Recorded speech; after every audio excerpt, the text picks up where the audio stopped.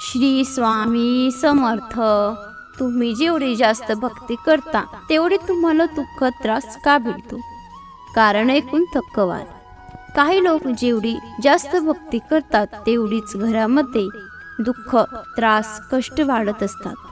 असे का होते? हे जास्तीत जास्त त्याच लोकांसोबत होत असते जे लोक जेवढी देवाची भक्ती करणारे असतात, जे देवाची कृपा प्राप्त करू शकतात, अशा प्रकारच्या लोकांसोबत जास्तीत जास्त अशा प्रकारच्या अडचणी समस्या येत असतात. त्यांच्यामुळे त्यांच्या घरात दुःख त्रास आणि क्लेश वाढण्यास सुरुवात होते. नवरा बायकोमध्ये सतत भांडणे होत राहतात, तर कधी कधी त्यांच्या नात्यांमध्ये नेहमी कटुता येत राहते. तर असे का होते? जो देवाची भक्ती करतो त्याच्यासोबत असे का होते? या उलट पूजा पाठ करणारा त्याच्या तर घरात नेहमी सुख समृद्धी असली पाहिजे, आपापसात प्रेमभाव असायला पाहिजे आणि घरामध्ये आनंदाचे वातावरण असायला पाहिजे. मग असे उलट का होते? यामागे कोणती कारणे असतात? ज्या कारणांना तुम्ही दुर्लक्षित करता, त्यांना तुम्ही पाहत नाही आणि काही अशा चुकाही तुम्ही करता. या चुकांच्या कारणांमुळे तुमच्या घरामध्ये अशा समस्या अडचणी निर्माण होण्यास सुरुवात होते. कोणकोणत्या त्या चुका असतात? चला तर आपण या चुका विषयी आज आपण पाहणार आहोत. तर या व्हिडिओला लक्ष देऊ नये, कारण की हे खूपच महत्त्वपूर्ण माहिती आहे, तुमच्यापर्यंत पोहोचवलेली आहे. पहिली गोष्ट म्हणजे आपण देवाकडे सतत काही ना काही मागत राहतो आणि आपण केलेल्या भक्तीचा बॅलन्स कमी होत जातो. मग असं झाल्यामुळे आपली एखादी इच्छा अपूर्णही राहते. मग त्यावेळी आपला देवावरचा थोडासा विश्वास कमी होतो. आपण एवढी भक्ती एवढीशी करतो आणि देवाकडे एवढी मोठी गोष्ट मागतो आणि आपली इच्छा पूर्ण न झाल्यामुळे आपल्याला थोडासा कुठेतरी राग येतो. असं करणे चुकीचं आहे. देवावर पूर्ण विश्वास ठेवायला पाहिजे. देव करतो ते चांगल्यासाठीच करत असतो. आपला देवावर एवढा विश्वास पाहिजे की नाही, देव माझ्यासाठी करत आहे, हे असं झालं आहे, माझी इच्छा पूर्ण झाली नाही तरी सुद्धा देवाने माझ्यासाठी चांगलंच काहीतरी नियोजन केलेलं असेल. दुसरी गोष्ट म्हणजे देवाला आपली परीक्षा बघायची असते. दुःख येणार, अडचण येणार, अनेक समस्या उद्भवणार, पण तरीही आपण देवावर किती ठाम विश्वास ठेवतो हे देव बघत असतो. देवाला आपल्याला खूप काही द्यायचं असतं, पण त्यासाठी आपल्यामध्ये किती संयम आहे याची परीक्षा देव घेत असतो. देवालाही आपला उद्धार करायचा असतो, म्हणून देव आपली परीक्षा बघत असतो. उलट आपण असं केलं पाहिजे की आपल्या अडचणी वाढली की आपण देवाची भक्ती अजून वाढवली पाहिजे.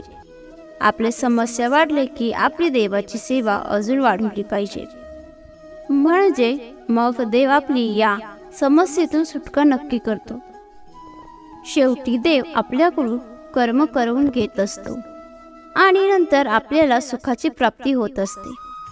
तिसरे कारण म्हणजे जर तुम्ही सतत बदलून देवाची भक्ती करत असता, जसे की कधी कधी तुम्ही या देवाची भक्ती केली, कधी तुम्ही त्या देवाची भक्ती केली, कधी तुम्ही हा नैवेद्य दाखवला, कधी कोणत्या दुसऱ्या गोष्टीचा नैवेद्य दाखवला, कधी कधी कोणा भक्ताकडे गेला, कधी तुम्ही कोणत्या पंडिताकडे गेला, तर त्याने तुम्हाला आता हेच करण्यास सांगितले आहे आणि म्हणूनच तुम्ही आता त्याप्रमाणे करू लागला, वागू लागला. आपल्या अशा प्रकारच्या वागण्यामुळे आणि अपूर्ण ज्ञानामुळे आपल्या आयुष्यात आपणच आपल्यासाठी आणखी समस्या व अडचणी निर्माण करत असतो. तर या सर्व गोष्टी करण्यापूर्वी खूपच विचारपूर्वक लक्ष ठेवले पाहिजे. तर कधीही कोणा एकाच देवाची अंतःकरणापासून श्रद्धापूर्वक पूजा करावी. आलटून पालटून बदलून कोणी देवाची भक्ती करू नये. त्याचबरोबर जो नैवेद्य दाखवला जातो तोही अगदी सात्विकच असावा. चुकीच्या गोष्टीचा नैवेद्य चुकीच्या देवतेस आमंत्रित करतो. नैवेद्य हा त्या देवाच्या आवडीनुसारच असावा. मग त्यात लाडू, मिठाई, पुरणपोळी, डाळ भात, दही भात हे सात्विक नैवेद्य मानले जातात. तर या गोष्टींचेही तुम्हाला विशेष ध्यान ठेवले पाहिजे. चौथे कारण म्हणजे काही लोक आपल्यावर आलेल्या प्रसंगामुळे देवालाच रागाच्या भरात शिवीगाळ करत असतात. काही देवता क्रोधित होत असतात. यानंतर तुमच्या घरामध्ये समस्या निर्माण होतात. हे जेव्हा तुमच्या देवावरचा विश्वास उडतो, त्याची सेवा करून ही भक्ती करूनही काही फळ मिळत नाही असे जेव्हा काहींना वाटू लागते, त्यावेळी त्याच्यातून त्याच्या वागणुकीतून कळत नकळत अशा चुका घडतात, ज्याचा पुढे जाऊन खूप मोठा त्रास सहन करावा लागतो. या गोष्टींचे विशेष करून ध्यान ठेवा. काहीही झालं तरी पुन्हा देवतेचा कधीच अपमान किंवा अनादर करू नका. पाचवे महत्त्वाचे कारण आहे की नवस बोलणे. जसे काही लोक आपल्या कामाकरता श्रद्धाभावाने कोणत्या तरी मंदिरात व कोणी देवाकडे भावाने नवस बोलतात व कबुली देतात. जसे कोणी आपल्या मुलांच्या लग्नासाठी, आपल्याला मूल व्हावे यासाठी इत्यादी अनेक कामासाठी नवस बोलले जातात.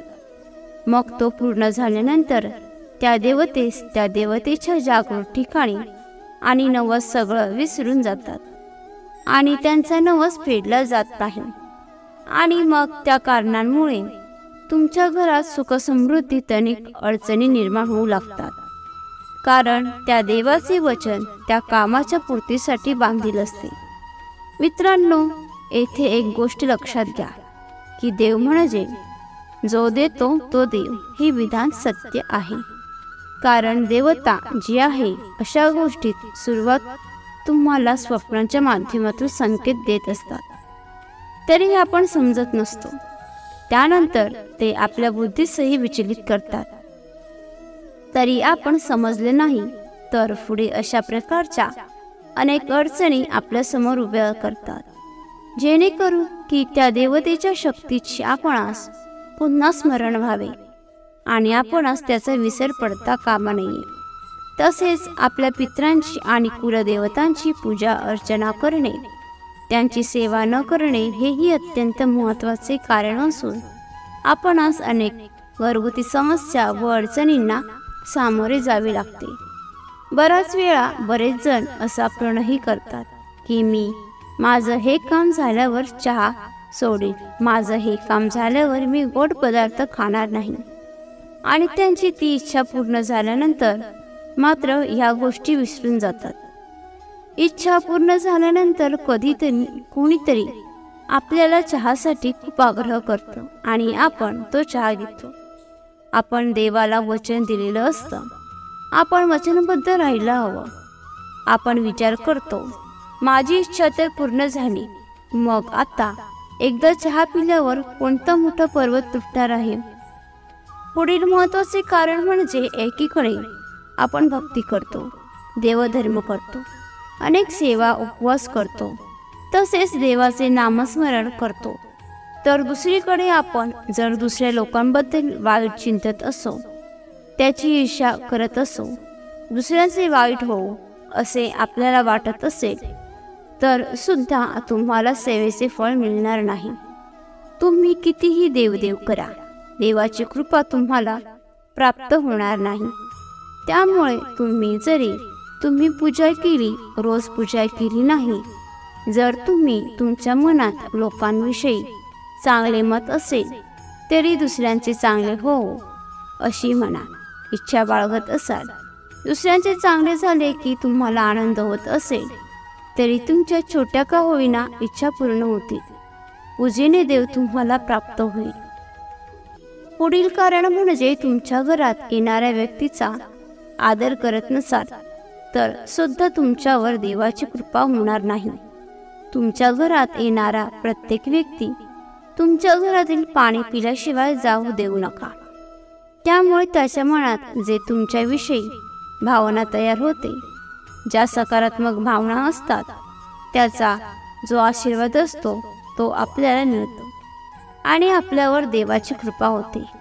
जर तुम्ही तुमच्या घरात येणाऱ्या व्यक्तीचा मान करत असाल तर त्याच्या मनातील सकारात्मक भावना असतात त्या आपल्यापर्यंत पोहोचतात. पण हीच भावना जर नकारात्मक असेल तर मग तुम्ही कितीही देवदेव करा, कितीही भक्ती करा, तुम्हाला पूजेचे फळ मिळत नाही. पुढील गोष्ट म्हणजे जर तुम्ही देवाची भक्ती करत असाल, कितीही देवदेव करत असाल, उपासना करता, पण जर तुम्ही तुमच्या घरात अस्वच्छता ठेवत असाल तरी सुद्धा देवाची कृपा होणार नाही. लक्ष्मी तुमच्या घरात प्रवेश करणार नाही. लोकांच्या घराबाहेर चपलांचे ढीग असतात. चपला दारिद्र्याचे प्रतीक आहे. घरातील चपला कायम व्यवस्थित ठेवल्या पाहिजेत. त्या घराच्या समोर कशाही अस्ताव्यस्त नाही ठेवल्या पाहिजेत. त्यामुळे सुद्धा माता लक्ष्मी घरात प्रवेश करत नाही आणि आपल्याला देवाची कृपा प्राप्त होत नाही.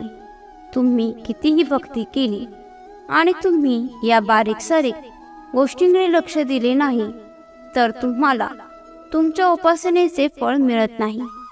कारण अस्वच्छता असते तेथे लक्ष्मीचा वास नसतो. ज्या घरात स्वच्छता असते तिथेच लक्ष्मी येते. म्हणून या गोष्टींकडे लक्ष द्या. तुम्हाला ही माहिती आवडली असेल तर लाईक आणि शेअर करा. तसेच अशीच माहिती नेहमी ऐकण्यासाठी चॅनेलला सबस्क्राईब नक्की करा. श्री सद्गुरू स्वामी समर्थ. धन्यवाद.